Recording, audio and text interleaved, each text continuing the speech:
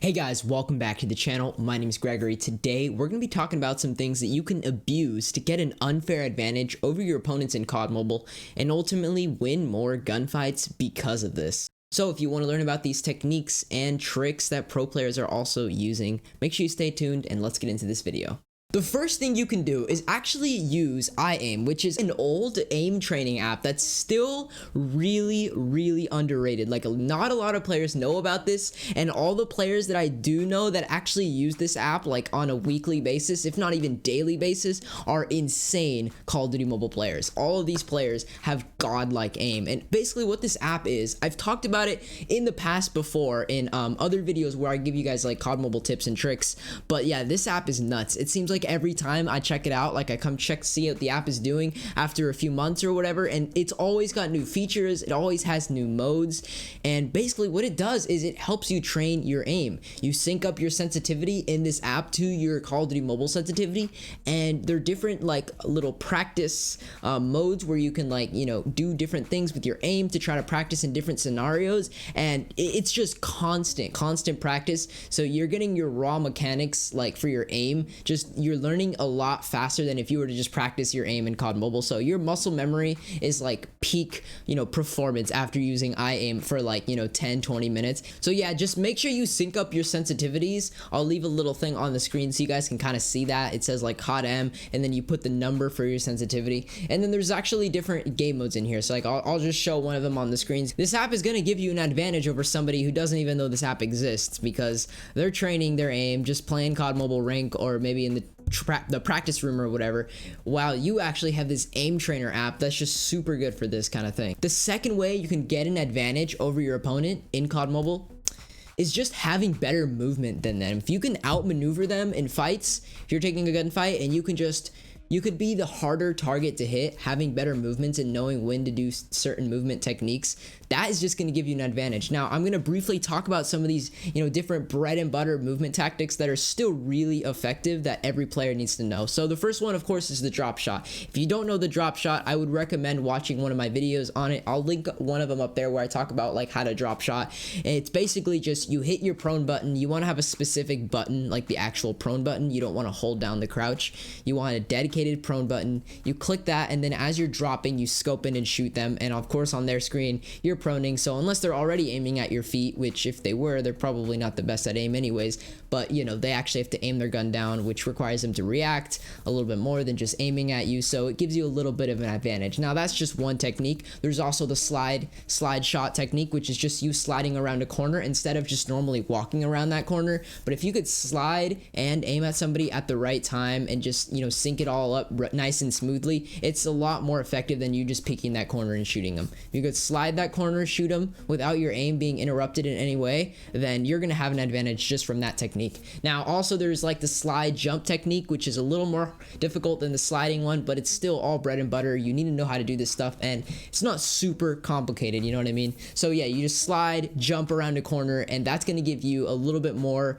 just shiftiness and mobility, and it's going to be harder for them to lock you down. So that's another one. But yeah, just understanding movement and being better at it, that's going to give you an advantage over your opponent, and it will win more gunfights for you.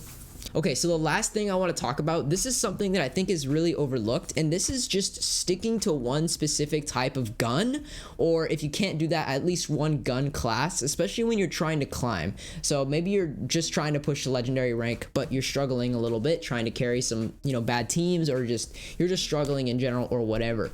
If you stick to a certain gun to climb, it's going to make it so much easier because your muscle memory is adapted to one type of recoil, or at least likes to. I mean, you can be used to an SMG recoil and an AR recoil, but it's so much easier for your brain to just memorize one recoil pattern and just execute that, you know, aim over and over and over and over, because that's the same gun you've been using for the past few games. So find a gun, and if you don't want to like only use one type of gun, at least stick to one gun class. So maybe maybe it's SMGs. You're just like, I'm gonna use this SMG playstyle from here all the way until I get to my rank goal, which let's just say is legendary. You just spam QQ9, same attachments. Your brain will get really like in that, you know, in that recoil, like that will be in your muscle memory, you know what I mean? It's like almost part of you. Like you will completely understand that recoil so well to the point where you don't even have to think about it. Like if you're using a sniper and then you go to an AR or an AR to a sniper, it's gonna make it harder for you to adjust, and you'll ultimately climb slower until your brain can readjust. So that would be my final tip. Okay, so I want to give a quick bonus tip because I think this is also pretty important as well. This bonus tip has to do with the settings in COD Mobile, and these are just 2 of the settings in the sensitivity section that I think are really important for you to have them, what I'm about to tell you. Like there are of course things that you can change, like of course your sensitivity. There's no perfect sensitivity, everybody's different, but these 2 things I'm going to tell you, I think you should keep them the way I'm going to show you. So the first thing is basically fixed speed versus, you know, what's the other one, distance acceleration and speed acceleration.